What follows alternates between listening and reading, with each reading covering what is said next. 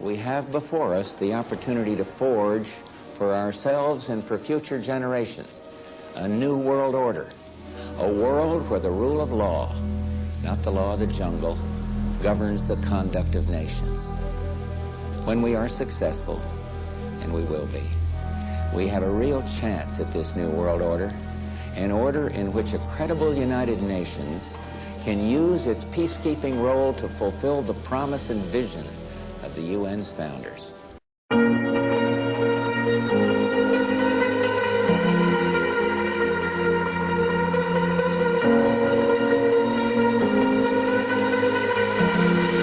Greetings, Drillonites.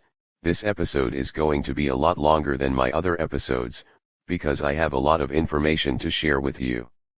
We all heard of the New World Order, and how certain people want it. I'm not one of those people.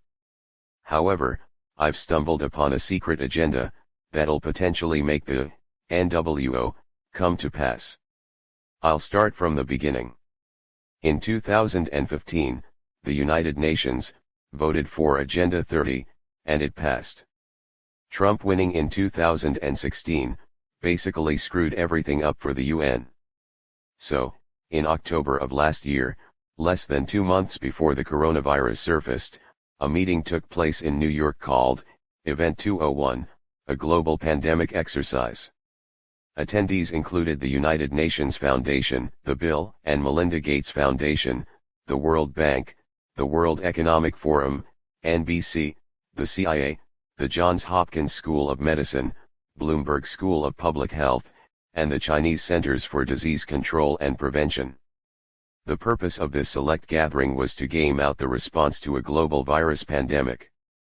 Their goal, which becomes clear when you watch clips from the meeting, is to control the entire narrative of a global pandemic from the top down, centralizing the flow of information and flooding the media market with their designed messaging in order to manage and modify our behavior. At their strategy session they called this focused propaganda technique flooding the zone. Something they are definitely doing right now. We are witnessing a very intentional internationalist agenda at work. You see, Trump was never supposed to win back in 2016. That's why he has been so railroaded, ridiculed, among other stuff. He's been undoing the New World Order crap ever since he started his term. Seems like whoever's truly running the New World Order ship is always 60 steps ahead of Trump. Which is most likely why this coronavirus was set in motion. I'm not going to go too in-depth, because it'd take forever, but I will give you the key points, and you can go to the articles that I'll have in the description of this episode, for the people that want to go into the rabbit hole. A group of influential globalist partners, known as the ID 2020 Alliance, are racing to develop a digital ID that every human on the planet will need to do just about anything. It will eventually be a requirement.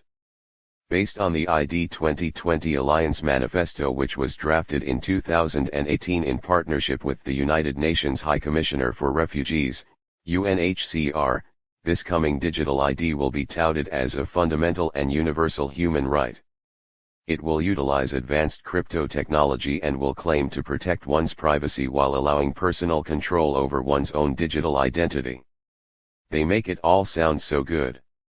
Not.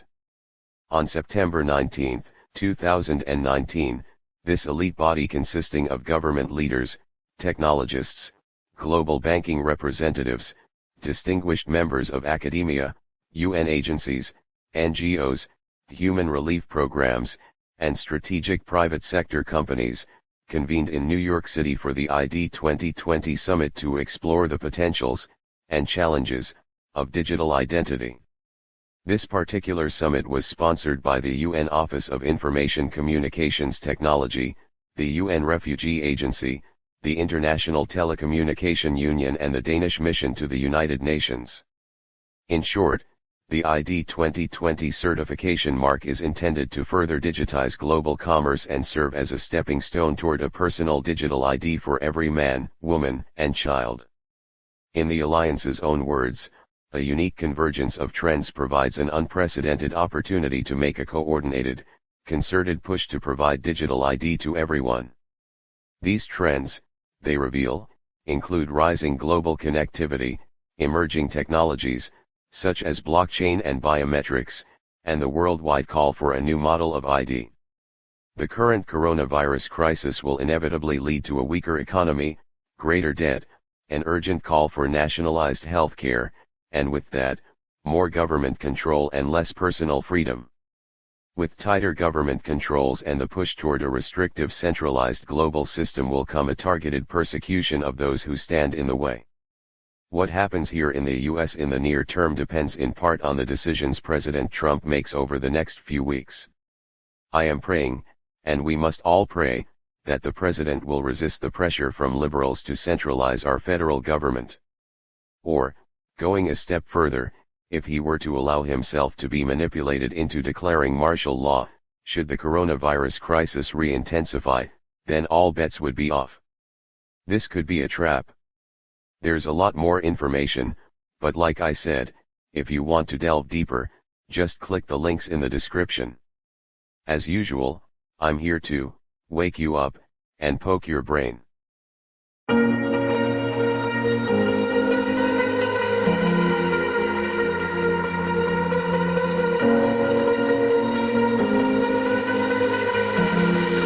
What do you mean you're not gonna do it? Not gonna do it. You are too gonna do Not it. gonna do it. You are gonna Gonna do it.